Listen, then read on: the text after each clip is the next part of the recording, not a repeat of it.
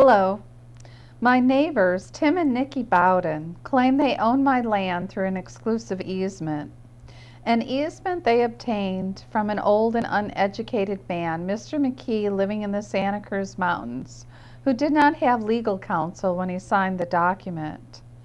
During my purchase of my property in Santa Cruz Mountains, I recently learned that my signature was forged on a document which will be shown next. The judge in the case, Judge Stevens, signed an order to force me into a private settlement agreement where I never agreed to the terms in court and where there is no signed agreement, and by statute a judge does not have this authority. Also, Judge Stevens sustained a demur, which is an excuse from a lawsuit without discovery for Santa Cruz Title Company because they claim not to be mentioned in my complaint and that they had no duty. However, I clearly mentioned them in my complaint, and the law says that your escrow holder has a duty. Further, Judge Stevens sustained a demur for my title insurance company because they claim they did not have a duty to provide the insurance coverage as defined by my policy. Judge Stevens denied a notice of unavailability and rescheduled my motion on the day I had law school finals for my 4th year. Judge Stevens scheduled a case management conference with only a 2-day notice to me, an out-of-county party, in order to rush me into trial with no discovery when I was not present at that case management.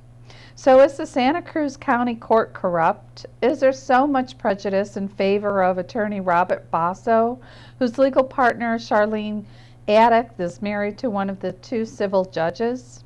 Or is the court just so prejudiced against pro-pers that a pro-per cannot obtain their constitutional right to a fair trial even when the pro-per is someone like me? I am seeking legal assistance, attention from the appellate court, and to let the Supreme Court of California know that I'm heading their way.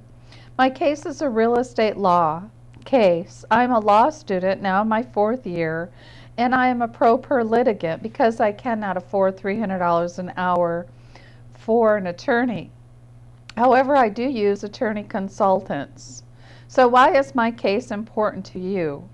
Because if the court refuses to act according to the established standards of law when a party is pro-per, then people who cannot afford $3 an hour for an attorney have no access to the court system.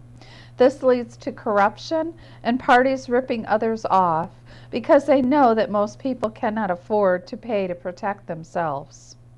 My case involves 9 easements in dispute in the Santa Cruz Mountains in Felton, California.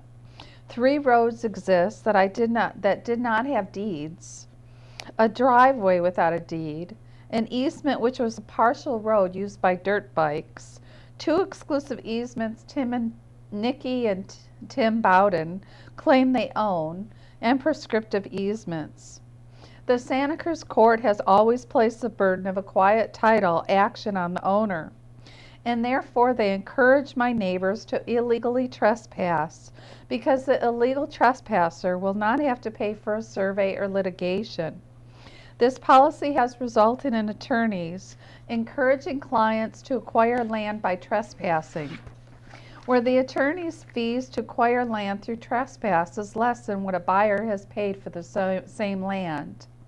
I am interested in your stories about similar situations when you or someone you know has purchased land in the Santa Cruz Mountains and then discovered roads with no deeds or easements, or where someone claims you cannot use your own land through an exclusive easement.